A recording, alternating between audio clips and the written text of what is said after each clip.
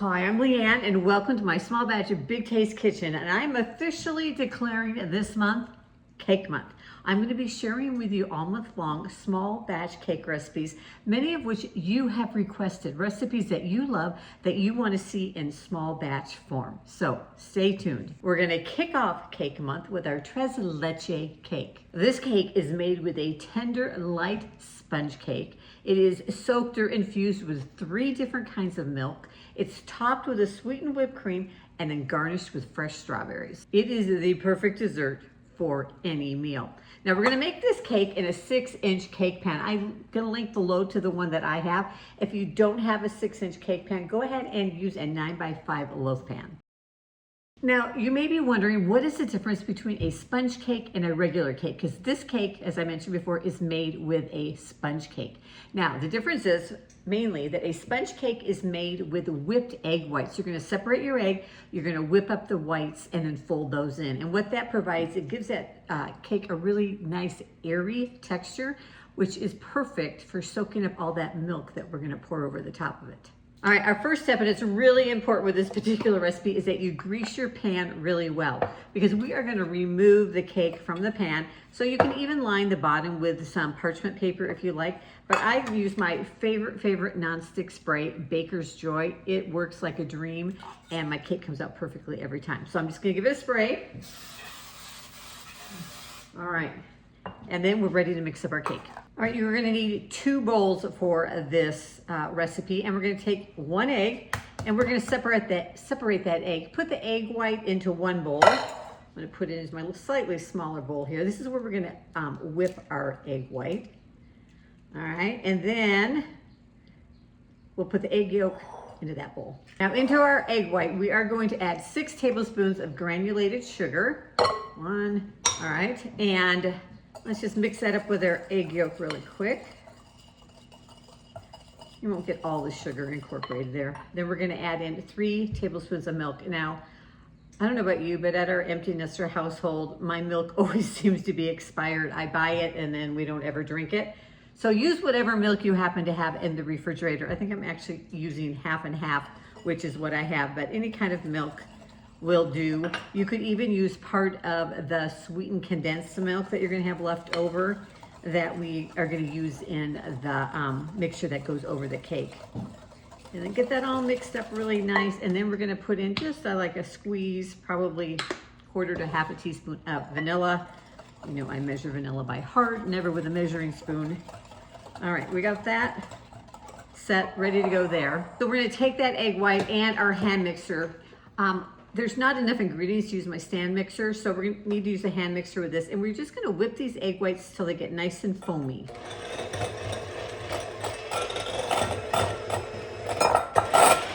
All right, then when they get foamy, we'll go ahead and we're gonna add in 2 tablespoons of granulated sugar, and I like to just add it in, be beating the eggs at the same time I'm adding it in.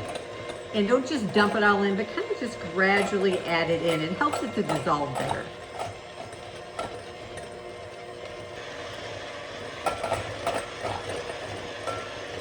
Then we want to beat this until we can get, ultimately we'd love to have firm peaks, but sometimes all I can get is more of a soft peak out of this, which is fine, it will still work. So go ahead and beat them until they're kind of glossy and the peak will form.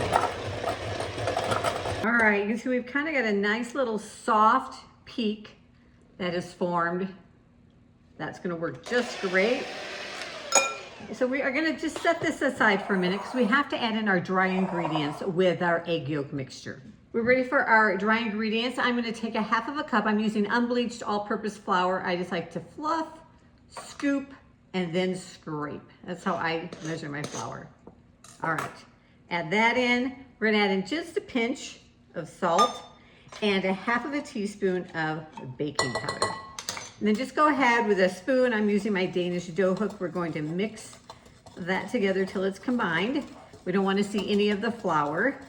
And after that is all combined, we're going to go ahead and take that egg whites that we have whipped up, and we're going to gently fold those into our flour egg mixture.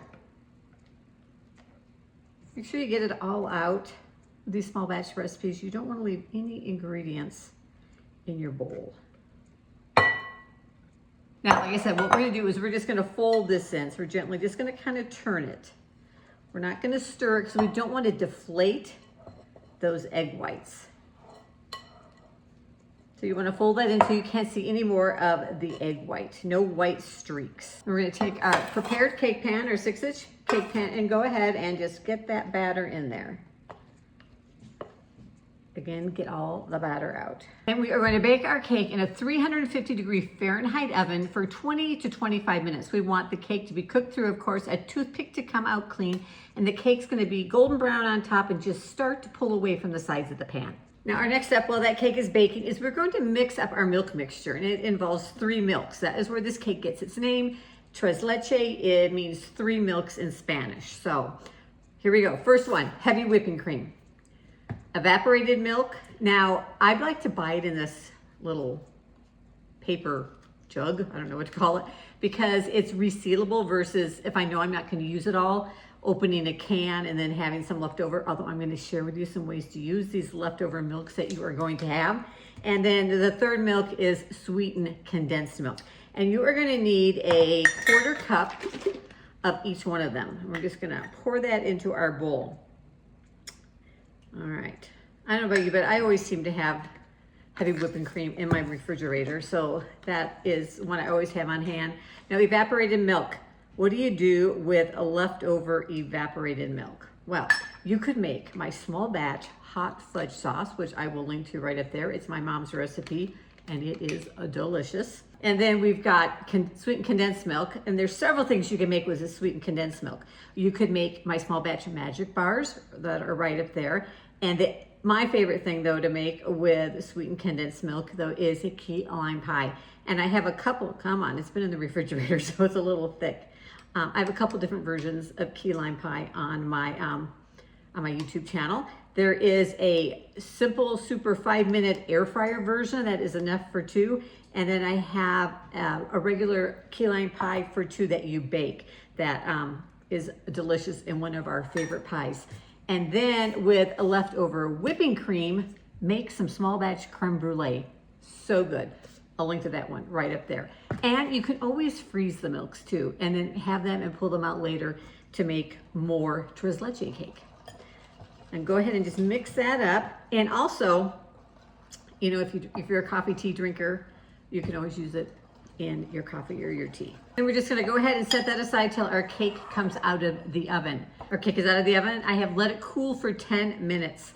And then I'm just taking my knife and I'm gonna loosen the cake by running it around the edge of my cake. Then I wanna take a plate, something that you're going to serve it off of.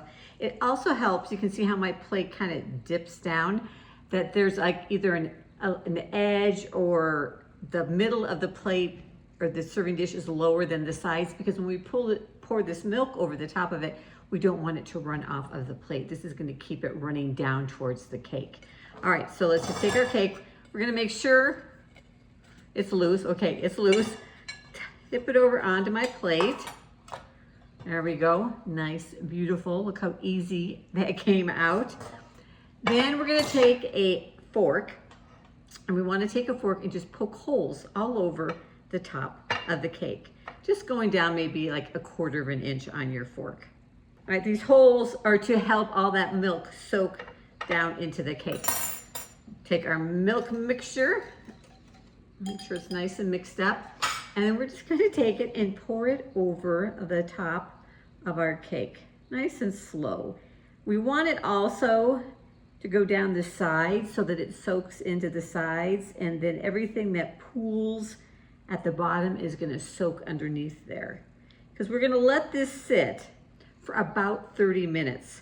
Now, not all of the milk will probably absorb into the cake. That's totally okay. We'll go ahead and drain that off, but make sure you're getting it over the edges. There we go. I know it looks like a lot of milk, but trust me, it's going to be delicious. All right, so let that, just for say, we're going to let that sit, and we'll come back in 30 minutes and show you what it looks like. All right, as some of it soaks in on the top, I'm also going to take my spoon and take some of it from the sides and put it back up there on top. I can already see in less than a minute that this milk is absorbing into the cake. All right, after 30 minutes, there's a little bit of milk left along the edge of our plate. I'm gonna very carefully, making sure that the cake doesn't fall off, just drain what I can into the sink. Don't want that cake sliding off. And then for the rest, I'm just gonna take a paper towel and run it around the edge, and it's gonna just soak up that excess milk. Now we're ready for the final step. We're gonna make our whipped cream topping. So I have 3/4 of a cup of heavy whipping cream I'm gonna add into my bowl. And then I'm going to add in just a tablespoon. I'm using powdered sugar. I like the way it works better rather than granulated sugar. And then just a dash, a squeeze of vanilla. And we are going to then just take our handy little hand mixer and whip this up until we have a nice soft peaks on our whipped cream.